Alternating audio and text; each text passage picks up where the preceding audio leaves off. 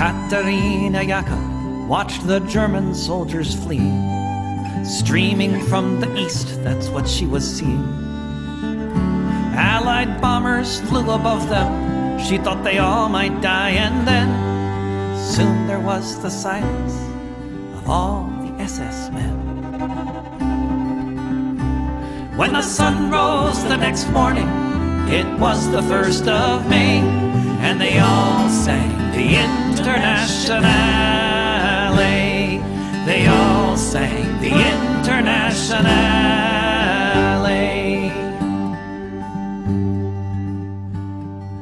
Katerina Yaka saw red flags flapping in the breeze above the Russian tanks, and she fell upon her knees. And so many different voices in so many different tongues sang the most beautiful song that could ever have been sung.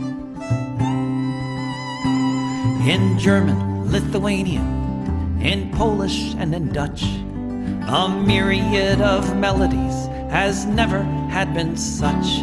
In Russian and in Yiddish, Italian and French, emerging from the forests beneath the trench. When the sun rose the next morning, it was the 1st of May, and they all sang the Internationale.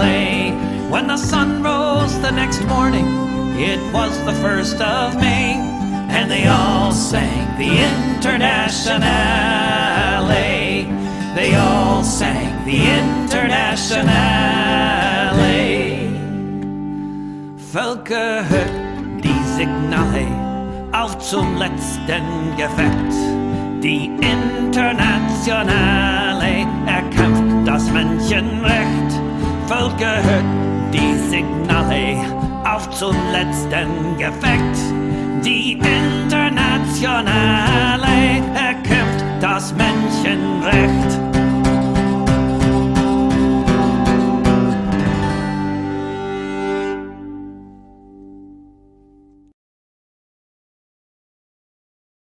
Good evening and welcome to Revolutionary Socialist Review with Chris Driscoll, Rainer Shea, and our newest addition, apparently, Yamo. Yo, Yamo, yes.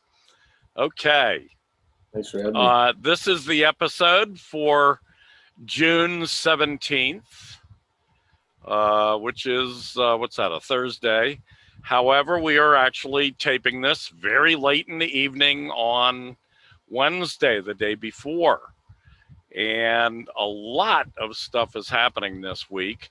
The American dictator, pedophile Joe Biden, spent the last several days, I guess 4 or 5 days, in Europe, and he's just gotten back to the United States. It was nice, God, just nice not to have him around for a while. Although he was out causing trouble in Europe, and causing trouble, of course, for Russia and for China. So we'll be getting to that shortly. But before we do, let me ask Rainer, how are things? How you doing? And Yamo, same question. Oh, let's see. This last week, I've been writing quite a lot of content about, well, it seems like I've largely focused on paramilitarism. I've studied Colombia so much during these protests, seen how they've utilized these paramilitaries to go after the protesters. And I view QAnon as a weapon that they've used, that the government has been using to rile up the more unstable people within the sphere of colonialism to engage in militia activity. Yeah, and we are looking forward to more about that, both those topics coming up very shortly here on Revolutionary Socialist Review. Yamo, things going well for you? Yeah, things are going pretty good. I got a nice little garden going right now, and Good. Those doing things to make myself happy when I'm not immersing myself in the horrors of Western colonialism. Right. Yeah, Yeah. I'm doing great. Gardening is good. That's definitely It good. is. Horticulture, yes, I approve. I love those fresh vegetables. Man, there's nothing like it. I haven't had a garden in quite a while, but I don't know. Some people might say I'm lazy. Others might say I'm old and crippled. Might be both. Might be, well, I am old and I am handicapped, so to speak. Or what's the PC word for that? Handy able, or they come up with such ridiculous things, but I'm a cripple. A walking cripple, which is even worse because then everybody expects that you should be able to do all this stuff that you are really not allowed to do, or your doctor tells you don't do that, you're gonna really screw yourself up. Anyway, enough about me. It's good to hear that you guys are doing as best as can be expected under the circumstances. And I want to launch right into our show tonight, to our topics. And the first topic: American dictator Biden assaults President Putin with lies in summit. That's my own interpretation. That's not the way that Newsweek put it. That's not the way that NBC put it when NBC did a special interview with President Putin last Friday, which was pretty sensational and made headlines. But anyway, that, in my opinion, is the real truth, the honest to God truth. This trip, I'll just preface by saying that this trip that pedophile Joe took across the Atlantic Ocean, he attended 3 different meetings or summits or what have you. First of which was the NATO summit over the weekend, and then after that was the G7 meeting, yearly G7 meeting. The G7 are major imperialist powers that all toady up to the United States of America, toady up to the American Empire. And then he also, Biden, pedophile Joe, he also had a summit this morning, actually, with President Putin, President Vladimir Putin. So, with that preface, the Russian and U.S. presidents held separate press conferences on Wednesday morning, immediately after the summit. Joe Biden, in his press conference, insinuated that Putin and the Russian Federation violate the human rights of their citizens, which is something that we hear quite often and is a total lie, in my opinion. He also insinuated that cyber attacks and the imposition of ransomware on a U.S. oil pipeline, I guess really on the company, was perpetrated by the Russian Federation government, when in fact it was carried out by cyber criminals from Russian territory, not the government. This is a favorite trick of the American empire, to blame a foreign government for what individual criminals do. Yet, as Putin pointed out in his press conference, there have been many times larger numbers of cyber attacks launched against Russia from U.S. territory during the same 3 or 4 year period of time that Biden was referencing. And that when Russia asks for assistance on them, they have gotten no reply from the U.S. State Department. Meanwhile, the number of such attacks originating on Russian territory are about 5 times less than those coming from the United States territory against Russia. When the US State Department asks for information from the Russian Foreign Ministry, they always get a quick response about what the Russian Federation is doing to catch the criminals. Biden claimed that Russia has interfered in the last 2 US elections, but that the US never interferes in the elections of foreign countries. Laughable, right? I can see, I can see Yamo just trying to hold back to the laughter. In fact, the American empire has interfered in every single Russian election since that country became an independent nation in 1991. And the American empire has interfered in the elections of dozens of times. Matter of fact, I heard a figure last year that the United States since World War II has interfered in more than 130 other countries' elections. Sure. And I believe it. Absolutely. They backed the coup against the Soviet Union, essentially. Obviously. Not only that, but the American empire has dozens and dozens of times on every continent overthrown governments and states, invaded countries, and occupied them for long periods. In fact, such illegal invasions have happened to more than 60 countries since the end of World War II. And that's according to an old friend of mine, Bill Bloom, B-L-U-M. He's passed away now. I used to work with him in DC in the National Writers Union. Nice. He's written a couple of stupendous books, by the way, on U.S. imperialism. He used to work for the U.S. State Department as an analyst, so he knows of which he's talking. He was a stupendous guy.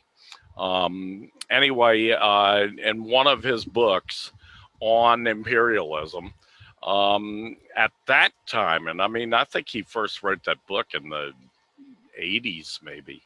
At that time, there had already been 60 countries invaded by the United States, occupied, regime changed, state overthrown since World War II. So God only knows what it is now. It's certainly lots more than 60. President Putin talked about Ukraine and how the Ukrainian government is still violating the Minsk agreement, while Biden threatened Putin during the summit that he should back off of supporting the independent nations of the Donbass and stop holding military exercises along the Russian-Ukrainian border. Putin pointed out to Biden that Russia is holding exercises in its own country, while it never holds exercises along the American border. And the U.S. is constantly executing exercises, military exercises, espionage exercises, threatening military moves right on the Russian border constantly. And the United States, by the way, even during Trump, who was supposed to be the great friend of Putin, the United States was engaged in the largest military buildup on the Russian border since Hitler in the late 1930s. Since Hitler was preparing for Operation Barbarossa, which was the invasion of the Soviet Union by Hitler. So Russians have plenty to be worried about from the American criminals, from the American imperialists who threaten Russia's border every day. And just the gall of this criminal fuck, this pedophile, senile, mass murdering criminal named Biden, of raising all these things, charges basically against Putin. Now, in their press conferences, both of the world leaders, I guess you could call them, you could call President Putin that, certainly. Both of them claimed that they had a good discussion, that there was no animosity, that there was no that there was no charges and outbursts. Even if you just sit there and listen to Biden's press conference, he was making charges right and left, and I'm sure that he did the same thing in the summit. So hypocrisy knows no bounds when it comes to the American empire. What do you think, guys? I remember a few months ago, there was this operation by the US, I think it was the UK too, to use Bellingcat. This is how I remember it, to use Bellingcat to interfere in Russian society by putting forth biased media information. They were seemingly infiltrating Russia's media to try to undermine the government. And this is something we need to be careful about as anti-imperialists, because this week there was this article by the World Socialist website that said the case for it was called the case for taking advantage of Russia's political crisis. And I don't know if it was biased for or against overthrowing Russia's government, but it seemed to be exposing some kind of case that a pro-Western person was making for undermining Russia's institutions.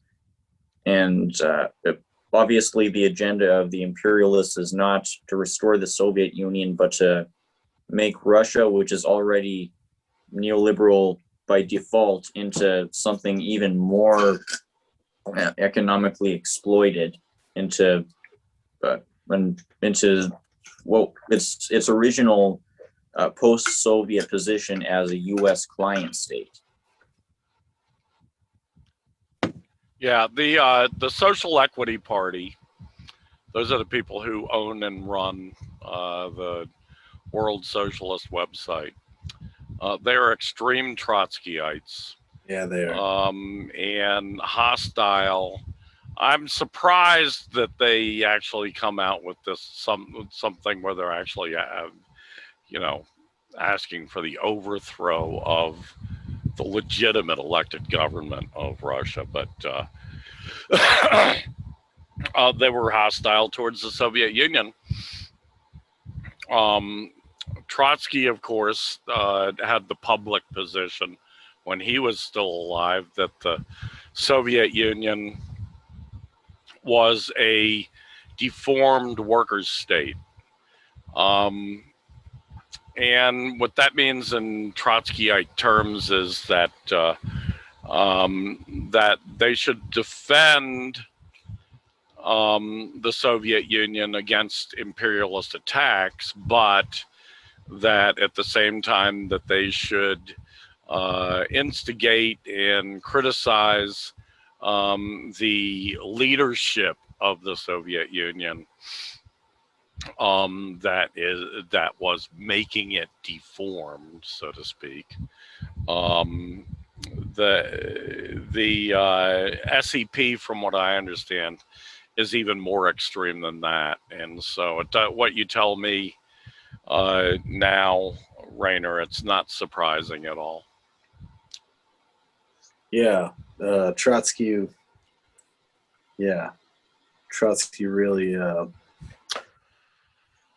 I feel like Trotsky was an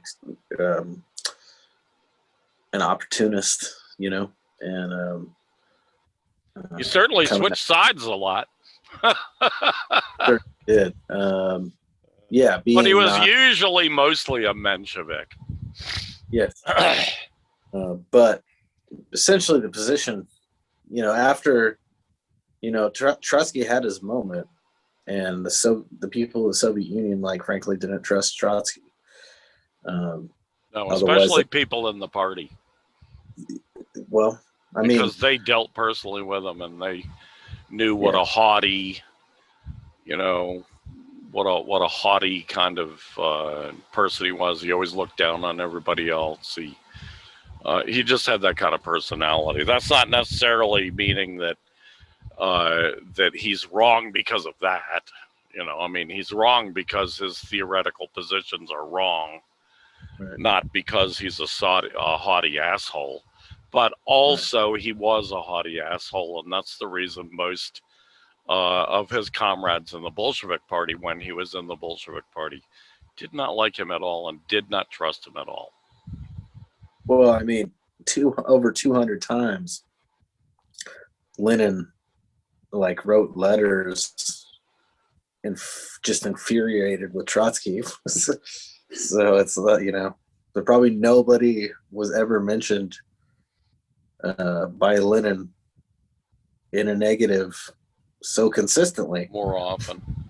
Yeah, well, you know, early on, Lenin really had high hopes for Trotsky because he was the young guy. He was about 10 years younger than Lenin. He came along, and he was obviously a very bright guy, very smart guy. But he just had some really bad character flaws that made him not quite the comrade one would hope for in a cadre organization. Right. I mean, as a military leader, you know, of the Red Army, you know, being an opportunist can work wonders for you on the battlefield. You know, being able to read the field and exploit the situation is exactly what you want. Yeah. But when it comes to, like, strengthening, you know, this brand new country, you know, Trotsky seemed to be way more concerned with, you know, leveraging his passion than he was about, like, protecting what they had built, you know. And that's why the people ultimately trusted Stalin, because, you know. But Stalin knew how to get along with people, and he was a great organizer. And it's no surprise that he ended up in the position he ended up in, because the people trusted him. They felt like he had their back, you know. Right. Whereas with Trotsky, they felt like this guy might stab me in the back. He was also, like, so eager to work on, like, you know, his position on internationalism was, like, irrational, you know what I mean? And but ultimately, why Trotsky's so bad isn't even because of any of all that. Why Trotsky's so bad is once, like, you know, he fell out of, you know, the people showed him how they feel about all these problematic things.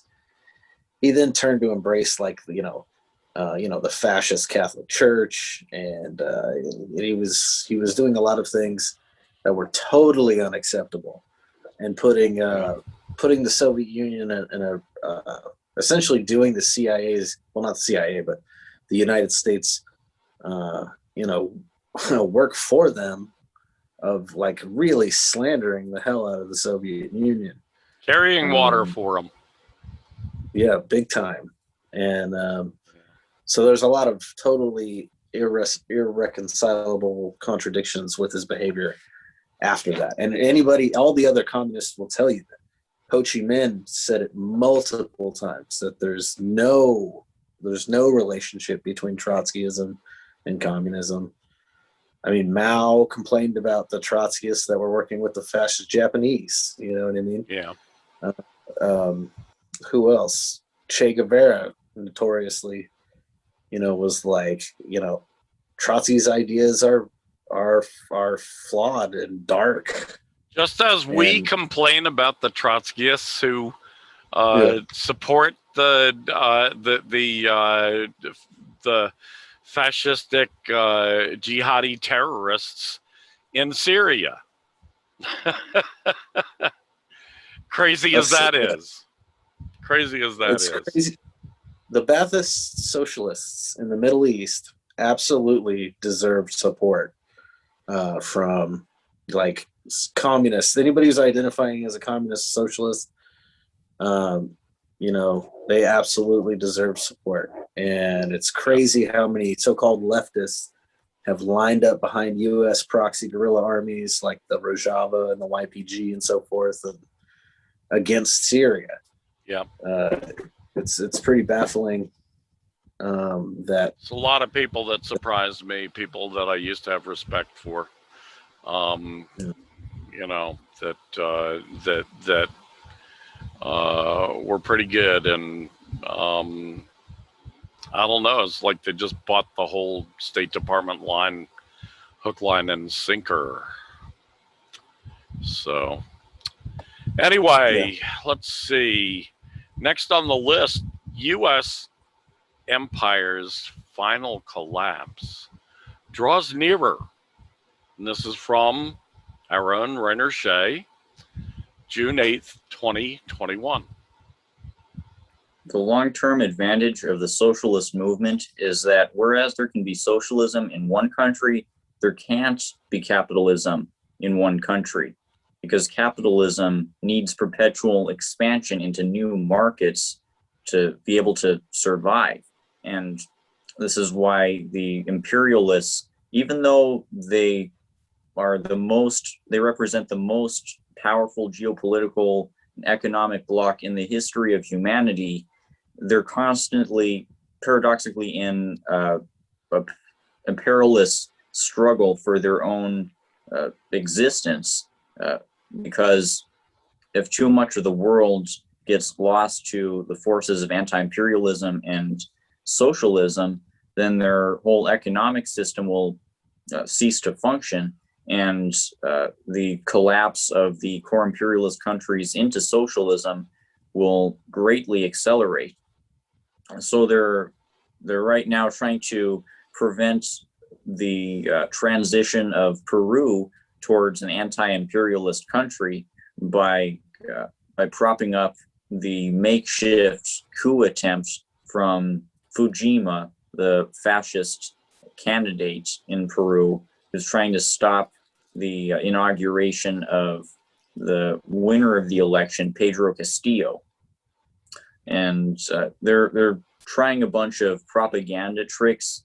Mainly, they're putting up anti-communist billboards in Peru, but it doesn't seem like this is going to stop Peru from inaugurating this new president.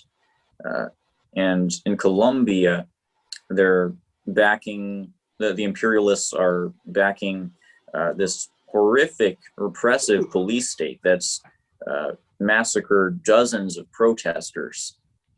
And they're trying to paint these protests as part of some sort of criminal narco conspiracy, as entirely fomented by Venezuela and Cuba. There are these anxious efforts by these neocons to paint these protests as illegitimate, and in parallel to paint Pedro Castillo as some sort of terrorist threat by pointing out his apparent ties to the Shining Path. But by trying to implicate all of these anti-imperialist leaders and entities within some sort of sinister, far-reaching conspiracy. This is because if Peru and Colombia get lost to the forces of anti-imperialism, then the imperialists are going to have their positions economically really diminished. You know, Colombia is a crucial military outpost for U.S. imperialism. And in this last year alone, the imperialists have already lost their feasible hopes for invading Venezuela due to the reversal of the coup in Colombia. Colombia, when it was under neo-colonial control last year, served as a theoretical military buffer for a hypothetical invasion of Venezuela. Now that's been lost to the socialists. And yeah. So they're increasingly desperate to retain control over their neo-colonies, because if they lose their neo-colonies, then the core imperialist countries will follow. Yeah. Yes, absolutely. And through just such mechanisms, we can start to see, let's see, how did you put it? The U.S. empire's final collapse draws nearer. Exactly. Yamo, thoughts?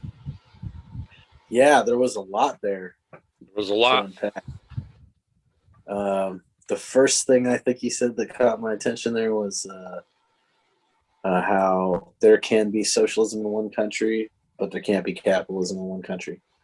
And that just really reminded me this week while I was working. I listened to an interview by Breakthrough News of this Indian communist professor. God, I want to say his name was Prabhat. Rashad? Yeah. No. Or are you saying VJ? Yeah. Rashad? No. It was another not fellow. him. I believe his name was Prabhat, and I forget his last name. Breakthrough News, check that out. There's a lot of good interviews and stuff there. But anyways, what you're saying about there can't be capitalism in one country was part of like a big chunk of what this guy was talking about.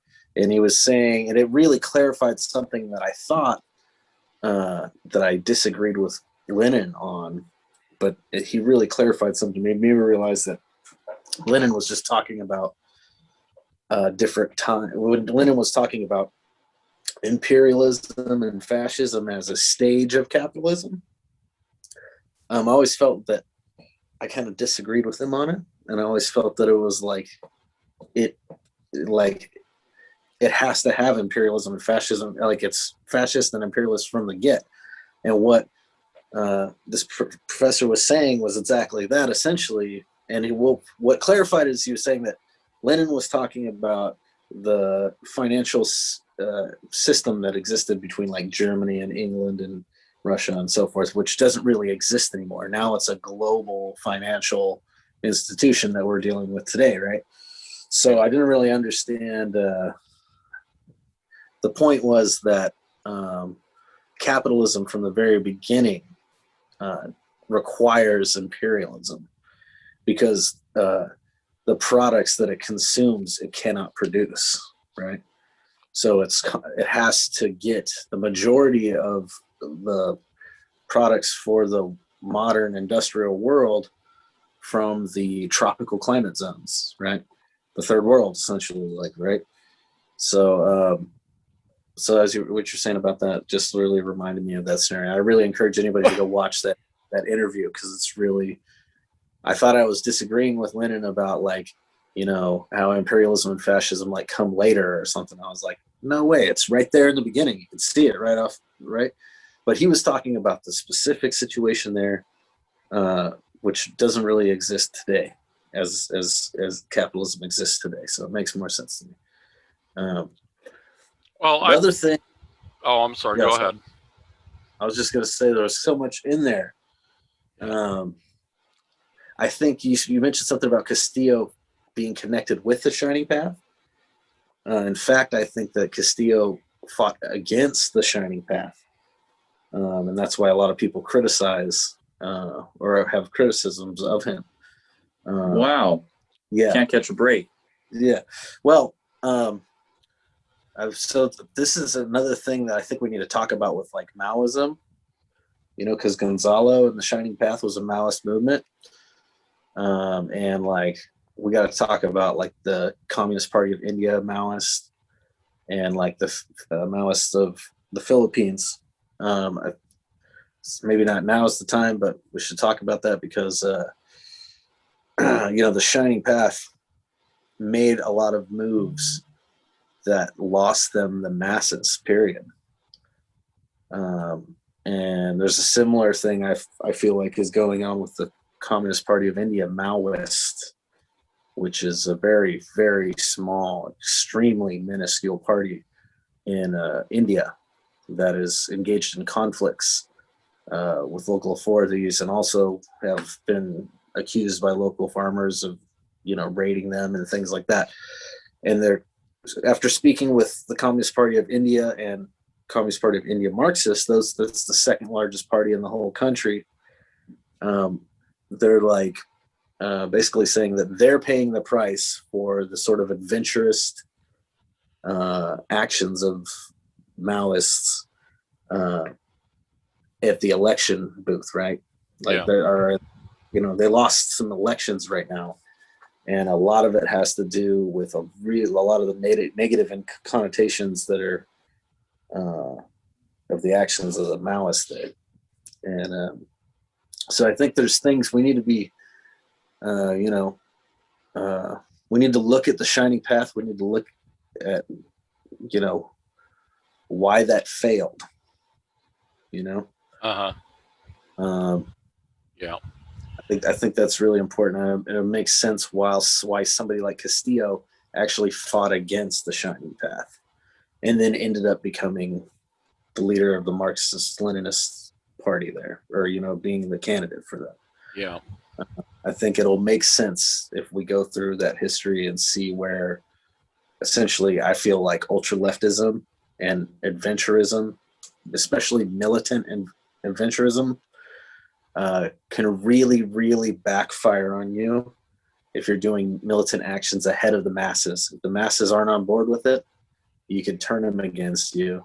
And didn't Mao very specifically warn against this? Yeah. Well, I think Mao learned that. I think Mao made that mistake, frankly. Huh. I feel like there was a lot of things that went wrong, unplanned things that happened with the Great Leap Forward, which actually caused some setbacks. And I feel like he tried to jump ahead, of the masses. I feel like he obviously didn't understand the steel making process very well. There's some things we got to look at what works and what doesn't, and be honest. There's a reason that when steel first came along in the 1860s, really, it's when the manufacture of steel was finally refined to the point where it could be mass produced, and it necessitated massive plants, which was a good thing for the working class, because you got, like 10, 15,000, 20, even 20,000 people all together in the same place, all with the same class consciousness, all with the same goals. It really helped, when in industry, basically after the U.S. Civil War, in that period of time when industry came along and became scientific like that, it was a great advance for the working class. To think that you could go back to pre-1860s types of steel manufacturing is just just shows that he didn't have a very good understanding of how you make steel and why we make it the way we make it. We don't do that quite as much these days, because you don't need 20,000 people to do it anymore because of advanced automation, robotics, and so forth. One more point I wanted to make on Lenin's imperialism, the highest stage of capitalism. I think part of your criticism here is semantic in nature. It's just how you characterize these stages of capitalism. And there's been a big debate ever since about this idea that there was colonialism before that, prior to that, and that imperialism was a whole different animal. And imperialism came along, developed in the last 2 to 3 decades of the 19th century, And really, like for the United States, for instance, the United States obviously jumped in feet first, with the Spanish-American War, and with coming out with these gigantic prizes like Cuba, like the Philippines, for Christ's sake, this giant country, the Philippines, that gave them a foothold in the Pacific. This, a lot of people call in Marxist anthropology, for instance, they call this the new imperialism, to differentiate it from what most of us call colonialism. And what you're talking about, when the United States was rampaging across this continent, colonializing one native nation after another, putting slave labor to work to help them do it. That was a colonialist period for the United States. The United States was an empire, obviously, from the get-go. And what you're saying is absolutely important, because when you just look at the history of the United States, from the very beginning, these people that we call the founding fathers, they were avaricious about conquest of other people's land, stealing other people's land, taking other people's land. Right from the get-go, they wanted to expand across the continent. But by the 1890s, that was all over. They were all expanded all the way as far as they could go, all the way through Alaska. They were expanded. They had nowhere else to go. They had to jump into the new imperialism. Right. They started off by getting, by getting these colonies, but they quickly jumped into, that European form of finance capital, and that became a big game for the American imperialists as well, right around that same time. And so that's what Lenin was seeing. He was seeing there was this big change in the way they're going about this. They're not, colonies, yes, they still have colonies. Colonies, they really want more colonies, but colonies were not essential anymore. And especially after World War II, most empires don't have colonies. Look at the British Empire has no fucking colonies. The American Empire has a couple of tiny little colonies, Guam, and some people would call Hawaii a colony. Obviously, all of the Native American nations are colonies. Obviously, the Black Belt in the United States is a colony. But the change was that after that time, they could control countries without making them into formal colonies. Right. And they did all over. I mean, there's 130 countries in this world today out of the total of 194 countries that are essentially part of the American Empire. Yeah.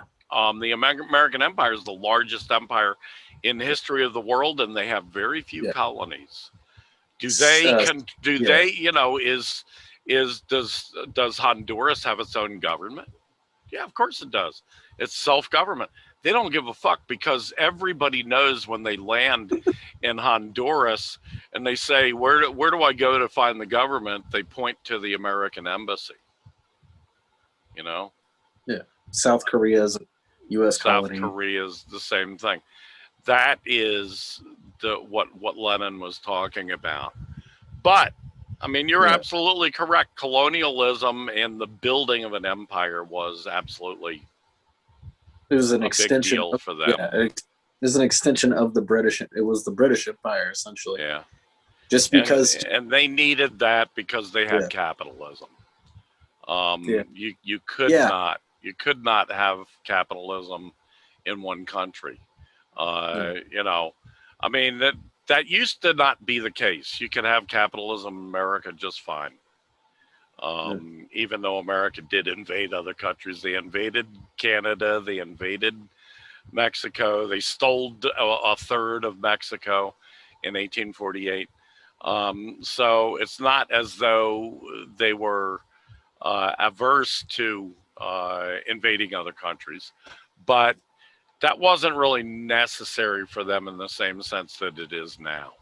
Now it's necessary for them to invade countries all across the world. So, that could point to a potential trend. It sounds like you're speaking to the trend of declining profits. It sounds like you're saying since capitalism has become so much weaker since its phase of being a new industrious phase in humanity, where it was growing, actually building a bunch of wealth, it could afford to exist in a smaller state. But now this desperation, it's driving the world towards perpetual war, towards escalating war.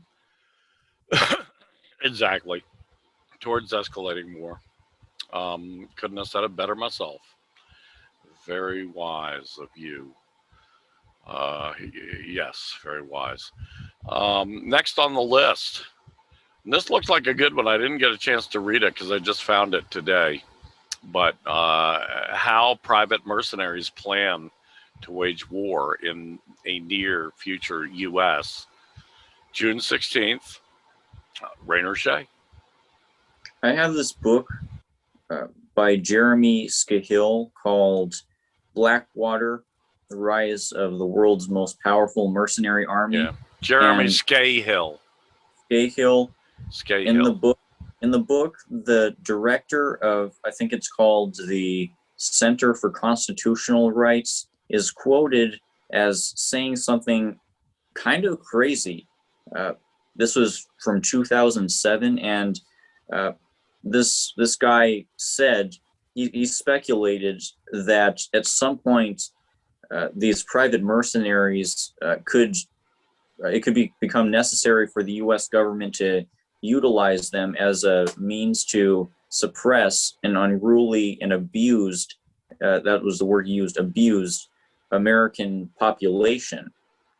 So he was drawing this parallel between how Rome in its decline resorted to mercenaries as a way to keep a more reliable troop presence, because mercenaries are more highly paid than regular soldiers are.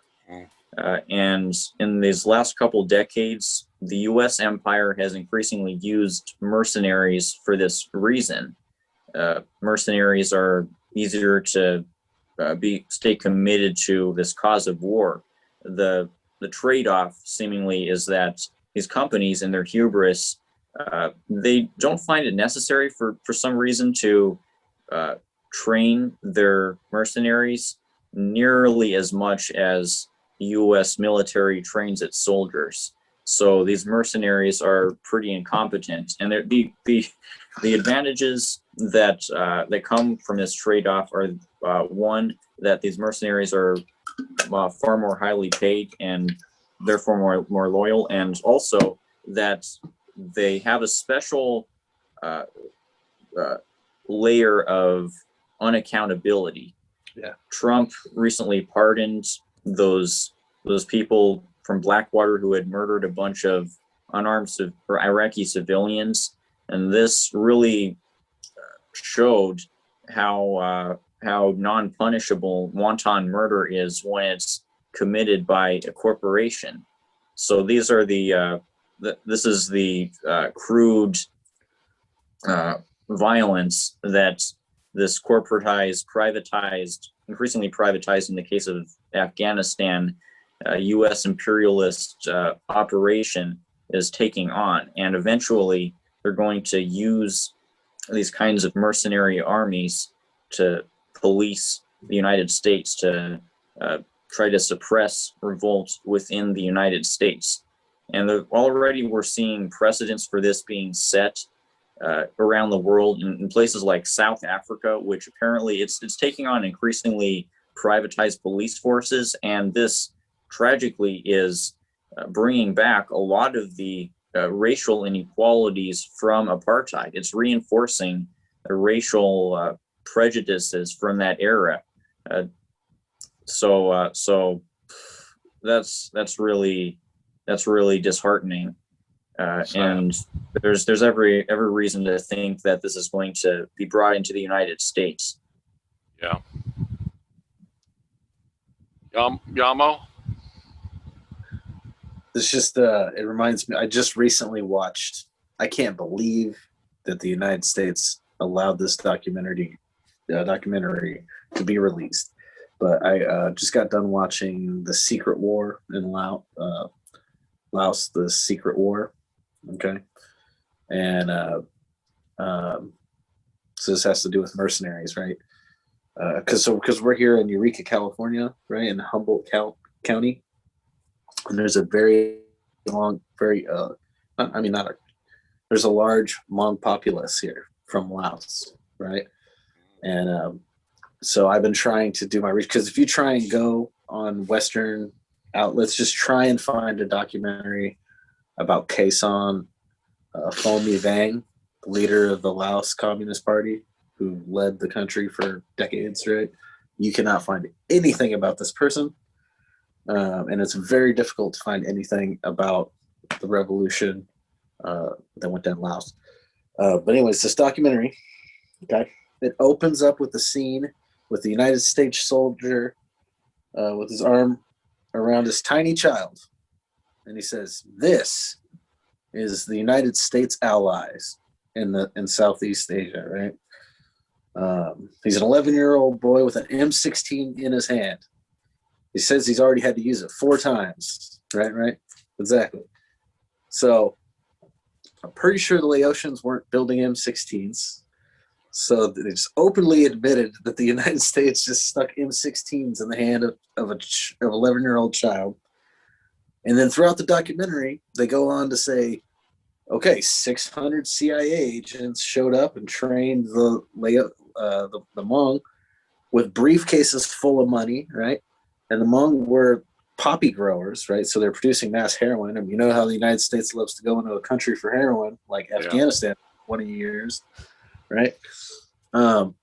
So they pay off these like drug lords, right? And the drug lords give all the majority of the secret army, so-called secret army, because it was only secret to the Americans. Only us were the only ones that it was a secret to. The whole rest of the world knew what was going on. Yeah. But the majority of them the whole army was under 16, right? And so what they did was they brought in 8,000 Thai mercenaries, right, to train the children, right? And so it's like, this has been a long running thing that the United States has been doing. Wow. And this was all in this documentary. Yeah. I've never seen it. I'd love to see it. It's called Laos, The Secret War. Yep. I'll have to look for it. It's Where'd you find it? I was just YouTube and searching. Oh, okay. Laos, the Hmong, you know what I mean? Because there's lots of, the thing about Hmong, most of the people, so like in this documentary, you will see that they don't ever mention the Laotian communists or any of the Laotian people besides the Hmong, because they're essentially, and it, all of a sudden the United States knows what indigenous people are in this documentary, right? Because they can't stop referring to the Hmong as the indigenous people that we're rescuing. Like all of a sudden America's rescuing indigenous people. That's like it's as crazy as like all of a sudden America cares about Muslims all of a sudden in Xinjiang after murdering millions of these people, right? So it's the same kind of scenario that I was just like, what is going on here? But my point, last point I was going to make about it is that they never mention the other Laotian, the majority of Hmong, frankly, that like left the CIA-backed secret army and stayed in Laos And all of the other Laotian people, it never mentions them like they don't exist. And they try to frame it like it was the Vietnamese invading these indigenous people that the United States then had to save, right? So I really, and so, but the link there is the mercenaries. They brought in 8,000 mercenaries, Yeah, to train these children, you know what I mean, and essentially be the whatever the captains of the squads and blah blah blah blah. So it's an old tactic the United States has been using to great effect, you know.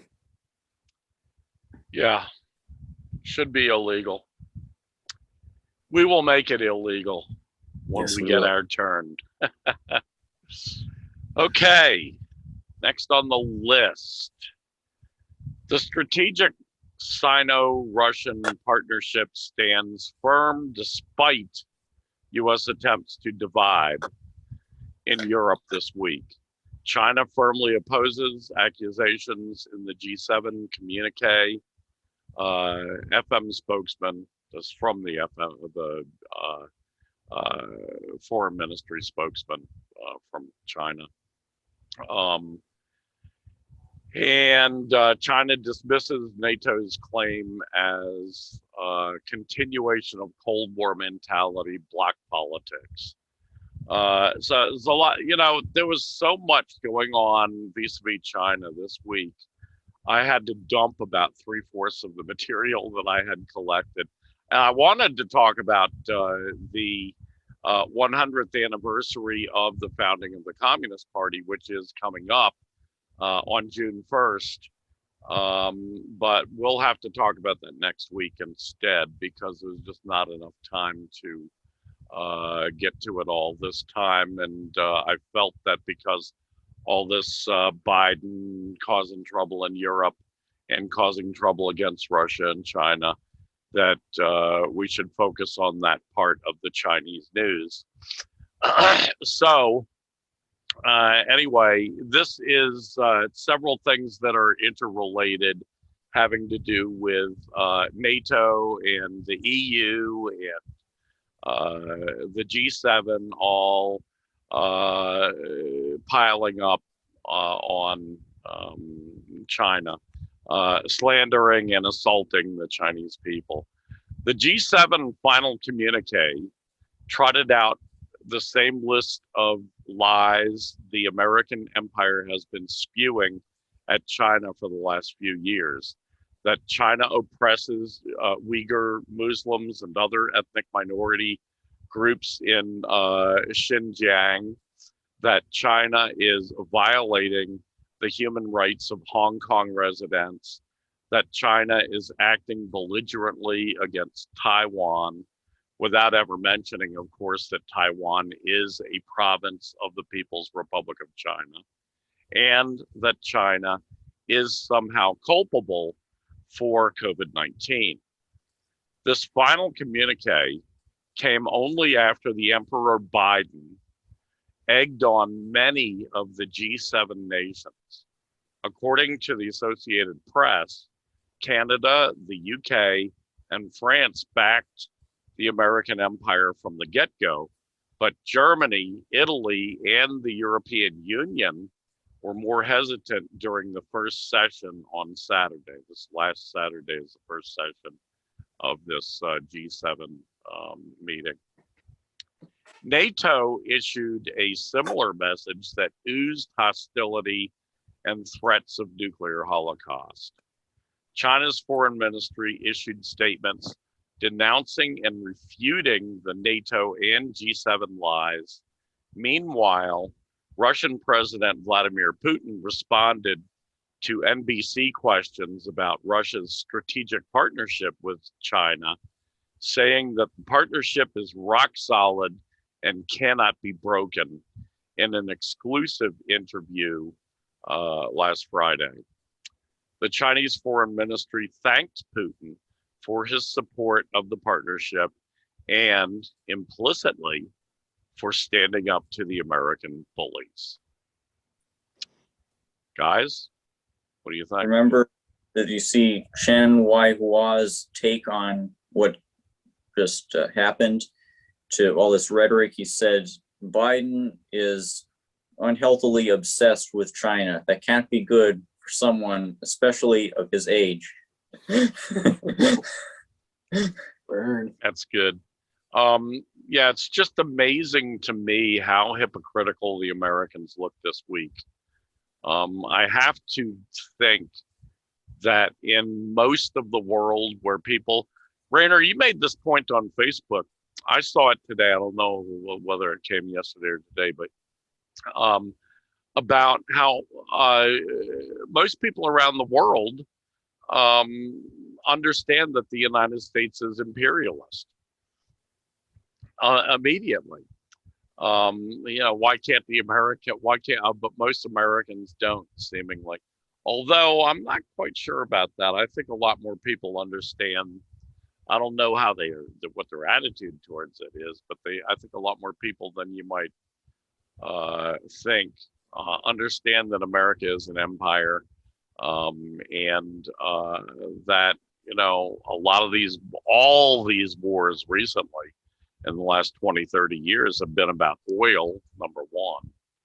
Almost all. A couple of them were about just destroying countries that did not kowtow to the American empire. But most of them were about oil. Either suppressing the production of oil in some cases, like in Iraq, obviously. It wasn't about producing oil in Iraq or owning oil in Iraq. It was about suppressing the production of oil in Iraq. In many other instances, it's been about owning and controlling oil. But yeah, this whole idea to me, I've got to think that most people around the world look at the Biden right now and the Americans, and first of all, they think, what fucking hypocrites. The things that come out of their mouths. It's just fucking amazing. It is. So, anyway, anything more on this? I have a quick theory I'd like to put out there about why it is. Like I was talking about the secret war. It was only a secret to America, right? So wasn't really a secret to America either. I mean, we knew that there was a secret war going on in Laos and in Kampuchea, otherwise known as Cambodia. Right. Anyways, the theory I have about it is the fish doesn't know about water theory. Have you ever heard about that one? Yeah, right. It's they're like, immersed in it. It's just like, people didn't know what your air was made up of until like the last 200 years or so. Yeah. Essentially, we're immersed in it. Yeah. America claims to have like freedom of information and all this, but that's just a giant crock. You ever seen those freedom of information requests? They're all blacked out. Yeah. You know what I'm saying? I mean, freedom of information, my ass. Yeah. And our media is just so wholly owned by such a small group of corporate entities that it's I've seen mine, and believe me, it is almost all blacked out. Yeah. Oh, interesting. I'm gonna have to do that. I didn't get much out of it because there wasn't much in it. There was a lot in it, but there wasn't much in it. I get you. Somebody call Lee Camp. He knows about this stuff. Yeah. I really hope these I'm sorry, this is just kind of going off topic, but I really hope like these progressive people that are teetering on the edge of like becoming class conscious, like Lee Camp and like Jimmy Dore and so forth. Like I don't know what we got to do to give them the little push that they need, but you know what I mean? They really need to get their the following they got reading in. You know what I'm saying? Yeah. Well, in a period of radicalization, many amazing things happen. And we are in a period of radicalization like I've never seen before. I know. You I know, know, but it's shaking different hands. than in the 60s, because in the 60s there was still some independent media. There was still some opening for dissent and, you know, debate and so forth. And all of that's been crushed now, or suppressed, or, you know. So it's different in that way, but people are radicalizing quickly. So anyway, go watching ahead. them. Watching them radicalize is an interesting affair, you know, because I'm kind of hoping, I'm hoping they're going to make that hard left turn sometime real soon. And instead of Jimmy Dore's out there starting to hang out with these boogaloo boys, I'm like, no, Jimmy, no, wrong way. Turn around the other way. It's like, they could go like progressivism, that middle ground. It could really go either way. I hope they come our way. Well, Rayner really seems to be on a kind of a jag this week. Next on the list, the Zionist state is doomed, and so is the U.S. settler state. This is from June 11th.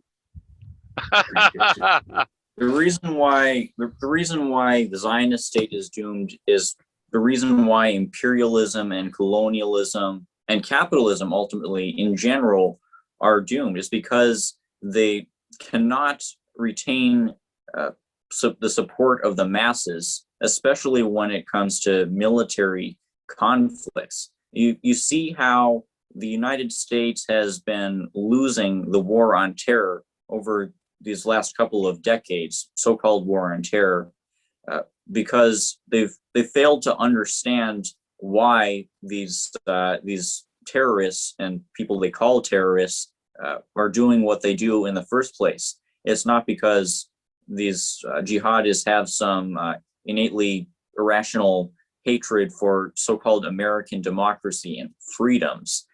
They would not be waging jihad against the United States if not for the perpetual provocations from U.S. imperialism, if not for Washington's backing of the settler colonial apartheid state of Israel that's carrying out genocide against Muslims and Arabs.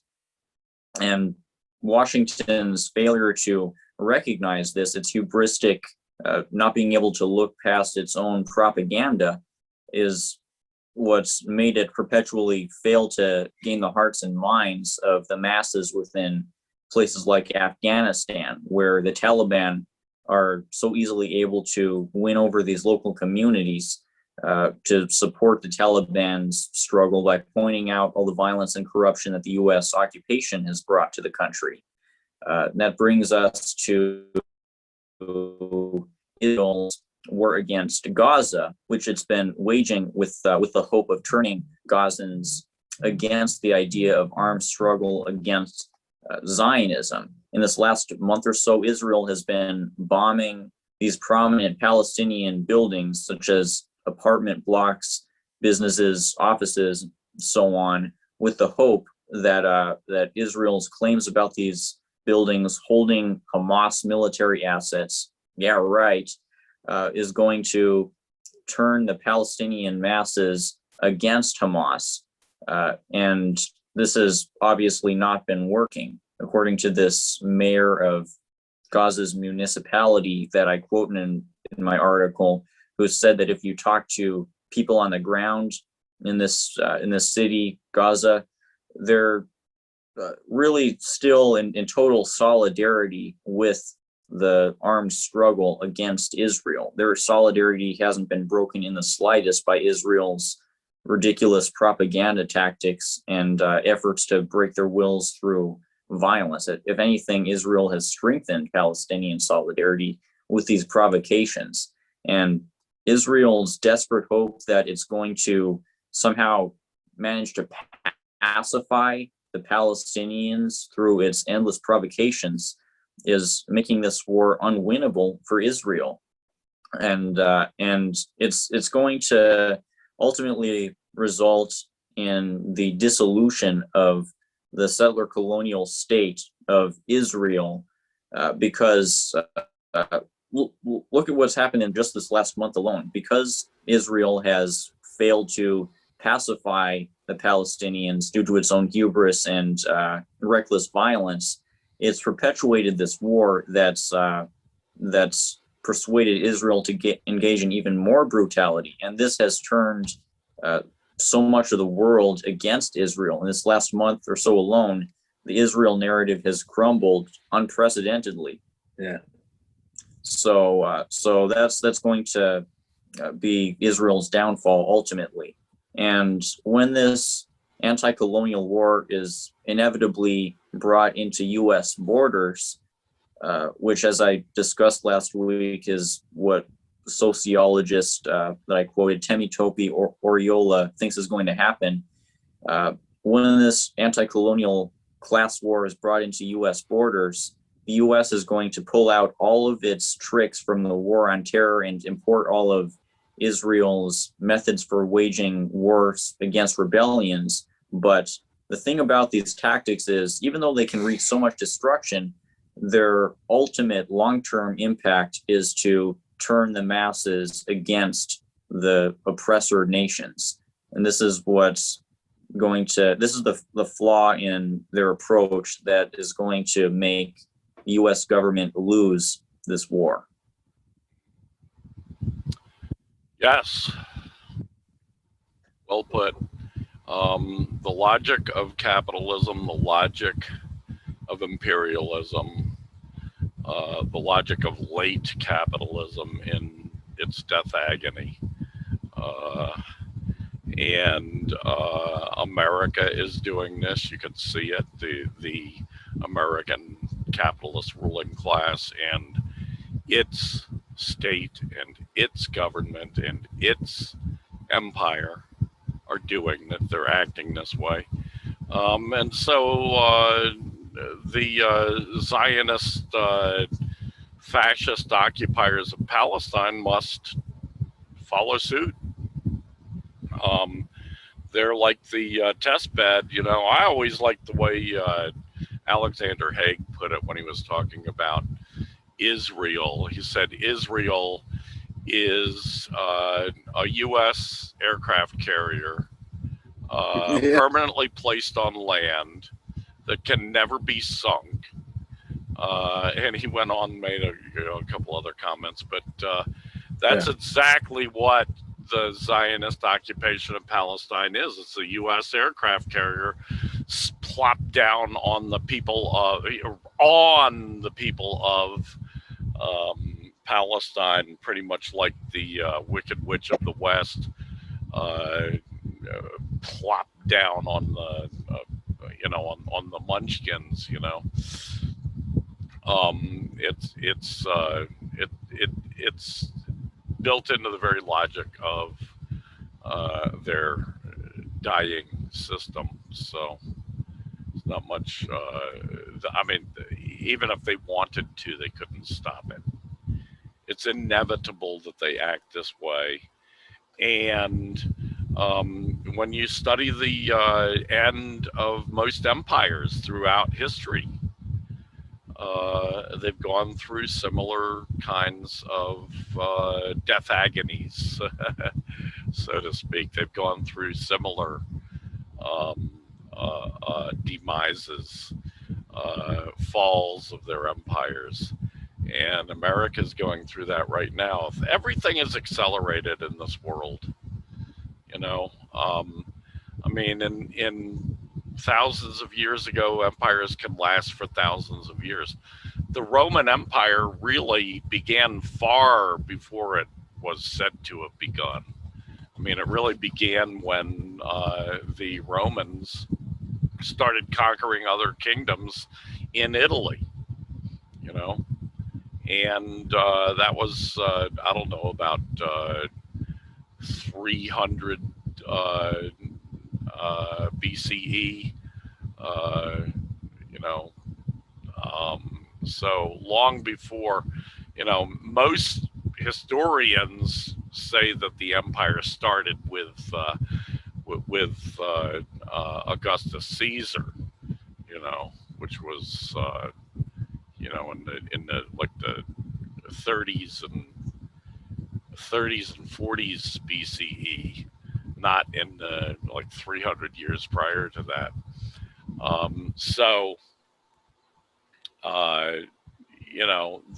They started then, and they really didn't end. The Roman Empire did not end until 1453, when it was when its final bastion in Constantinople was overtaken by the Turks. That's a long fucking time. Think about it.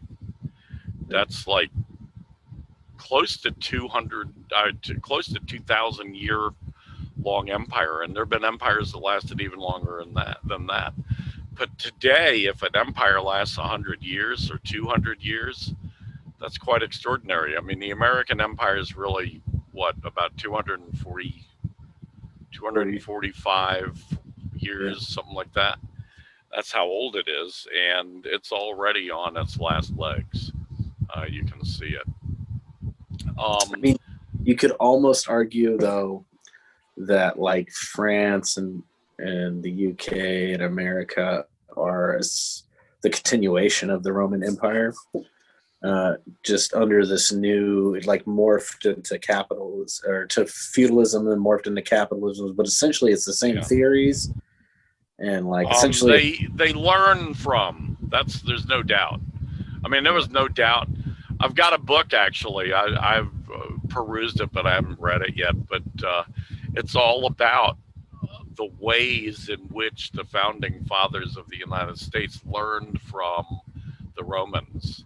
I mean, they were very conscious about it. They copied the Romans in just about everything. They wanted to be Rome. So, well, like, one of the things that I did a study on fascism last year, I think. And essentially, it just led me right back to Rome, just like, working from now backwards. And, one of the things that when Mussolini actually coined that term and all that, he used that symbol, the fasces, whatever. Yeah. Which was, the sticks together. Yeah. With the little axe out the top. Right. And that was a Roman symbol. It was. And I did some research on what that was and what it meant. At first, it started us off as an execution weapon, right? But the whole fasces, so like in Rome, right? Corporal punishment was served out by birching, right? So being beaten with birch sticks, right? Interrogations or punishment for like enemies that you've captured were carried out by whips, like when they whipped Jesus or whatever, and then the execution was carried out by the axe, right? So so what the fasces really, and so what the fasces is the birching sticks wrapped around with this red leather from whipping the punishment of the enemy, and then the axe for the executions. And so this is later in the Roman Empire. This was a symbol that was worn on, whoever in the military had the authority to order birchings, whippings, or executions. It was like a symbol. And Mussolini was very impressed with that, huh? Yeah. Well, so was the United States. Like you'd see the Lincoln Memorial. Lincoln standing, he's got his hands on two different fasces. And in the Congress, right there in the Congress, they got two big fasces right on the either side of the Speaker of the House. Right. It's all through. And in France has got them all on their stuff too. And so does Britain and all that. So it's like, they're obviously not Rome, not the old Roman Empire, but they're certainly the ideology and everything that's where it comes from. It's funny because most of these people are the Germans that Rome thought of as the barbarians and was always fighting. And they're the ones that took over Western Europe, and they're the ones that took over America. You know, the Germans, the French are Germans. You know, the Franks is a German Right. tribe. The British, you know, they were only invaded by the Germans a little bit later, and after the fall of the Western Roman Empire, they were invaded by the Germans. But the Anglos and Saxons were from Anglia and Saxony, two German provinces. You know, they were Germans too. All these people, the Germans spread out and took over all of Western Europe. And that's why it's so ironic that later on, even starting with Charlemagne in 800, in the year 800, when he was crowned the emperor of the Western Empire by the Pope, they were already, all these fucking Germans were already totally imbued with the Roman thinking, you know. It's very powerful if you want to be a conqueror. You know, I mean, obviously that was their big, you know, their big example that they wanted to follow. They wanted to be the people that used to oppress them and wage war against them. Okay, next on the list, and I'm looking forward to this one too. This is the second time that Rainer has tackled the QAnon phenomena. QAnon is part of an effort to foment paramilitarism. June 14th, Rainer Shea. In these last 5 years, the intelligence community in the United States has been really heavily intervening in American politics. It started in July, at the latest, I think it started in July of 2016, when they started putting out these accusations of Russia supposedly hacking the Democratic National Committee, giving the emails to WikiLeaks. And since then, all these intelligence sources, so many of them anonymous and unaccountable for their claims, have been putting forth these inflammatory accusations of Russian interference, so-called. And this has been part of the latest instance, perhaps the most severe instance ever, of intelligence agencies in the U.S. clashing with sitting U.S. president. And the reason for this clashing has been that Trump hasn't been as reliable or as stable of an emperor as these intelligence agencies would have preferred in a candidate like Clinton or like Biden, which they've been able to get in. And I think that QAnon has a part to play in this, because QAnon fulfills every red flag you could think of for a government psychological operation. It's acted as a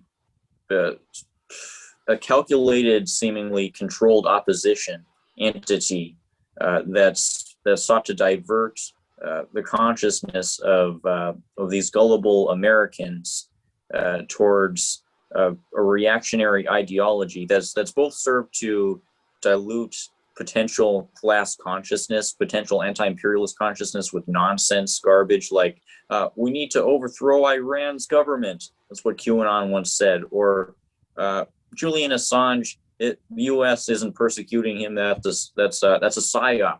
That's another idea that QAnon has put forth at one point. And WikiLeaks at one point said that QAnon is likely a Pied Piper, as they called it, psychological operation. So on the one hand, it makes Trump supporters even more deluded than they would otherwise be, and on the other hand, It has served to incite violence that's served the internal military operations of these military technocrats who anticipate a great intensification of class struggle within U.S. borders in the coming decades. It's clear that QAnon has motivated a lot of these radicalized MAGA followers to engage in militia activity. Right after the 2020 election, it's been shown there was a great uptick in Google searches for updates from QAnon, for how to join militias, and for how to manufacture explosives. Thankfully, no bombings have come out of this so far, but we'll have to see in the coming years. And the Capitol Hill riot has served as a way both to strengthen the national security state's censorship campaign against anti-imperialists, Palestinians especially. We talk about Trump getting banned from Twitter, but so many Palestinians have been getting censored directly as a result of this effort by the national security state and its partner tech companies to exploit the scare from the Capitol Hill riots.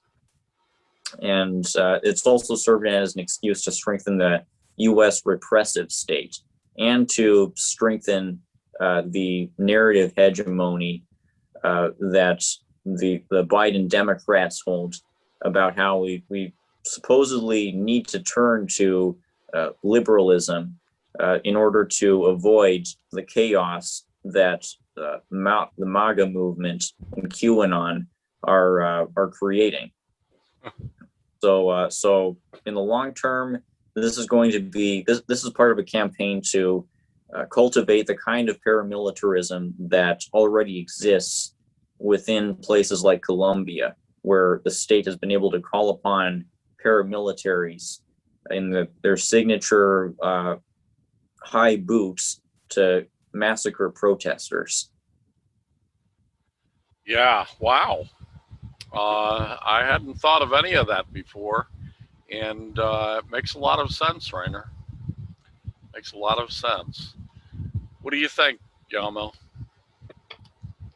Earlier, I was joking with Rainer that the followers of the QAnon movement would be how did I put it? I said the fact that the QAnon thing was so successful, I guess you would say, it makes me think, it would make me feel that it's more inclined to be a psyop or something like that because of its success. But what I was saying to Rainer earlier is like, never underestimate the belligerent ignorance of the far right in the United States, right? Like, pretty much, could be the QAnon could be some dude with a mullet in his grandma's basement in Milwaukee, just like, yeah, because they just take it and run with it, no matter what it is. The frog, stirring the frog is gay. You know what I'm saying? It's just like people, they'll believe. It's amazing what they'll believe. It really is. I mean, they haven't won over anyone new. They're just conditioning the people they already have. The fascist wing, I call them the fascists.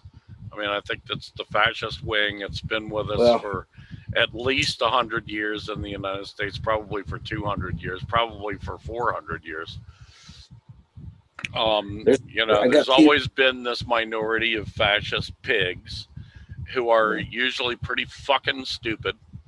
And it's not amazing at all to me that they believe all this crap. I mean, these are the people who believe that, believe in angels, and, they're the people that believe in, just the most absurd things imaginable, Yeah. Noah's Ark.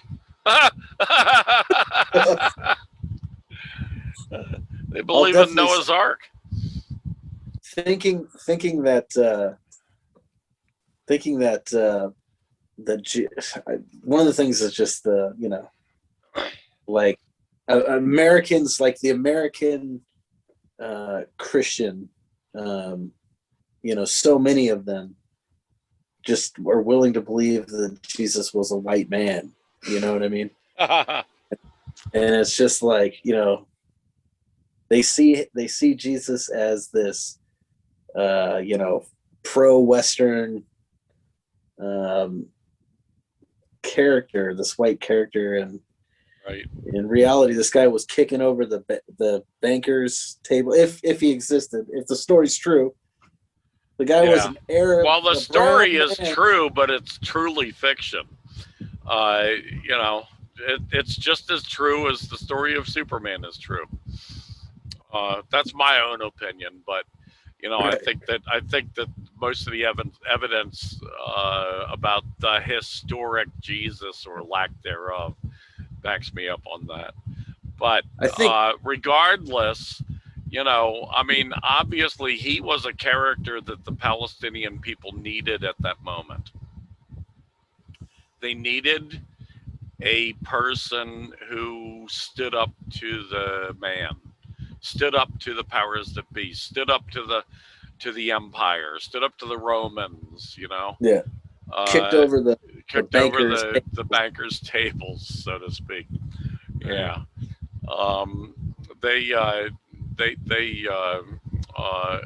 There was a need for that, just like there was a need for Robin Hood.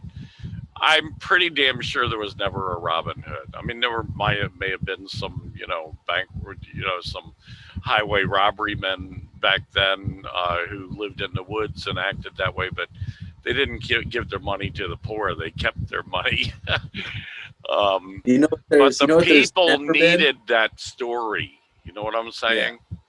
And the people needed the Jesus story. The people at certain times, they need Bonnie and Clyde. There's real characters that, people needed Bonnie and Clyde to go out and shoot cops at that point because the cops were oppressing the working class so badly in the 1930s. They were real thugs. Yeah. They deserved to be shot. And, those banks deserve to be knocked over too, frankly.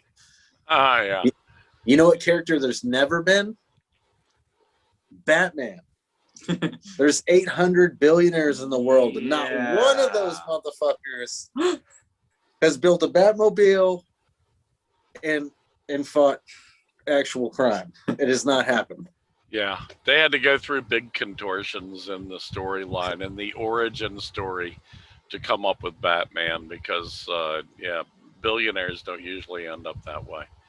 Billionaires never, as you say, never end up that way. That's funny. Okay. That brings us to the end. I'm going to start looking more and more into QAnon. This interesting phenomenon. It's just amazing that people, I think it's some form of conditioning. I mean, that's a real plausible story, a real plausible narrative, as the Pomos would say, real plausible narrative. Anyway, this brings us to an end. It's been wonderful talking to you guys. Rainer, yeoman's job as always. Keep them articles coming. We all love them. And hopefully everybody who's listening to or watching the show will consult the links that I will provide in the description under the video. And among those links will be all the articles that Rainer wrote and that he spoke about tonight, as well as other articles that I consulted for background. Anyway, want to thank Yamo for coming on. It's been great having you on for a second time. You make great contributions to the show. A lot of interesting stuff coming out of that head. And so thanks very much there. And with that, so long, Yamo, so long, Rainer, and so long to all the listeners out there in video land.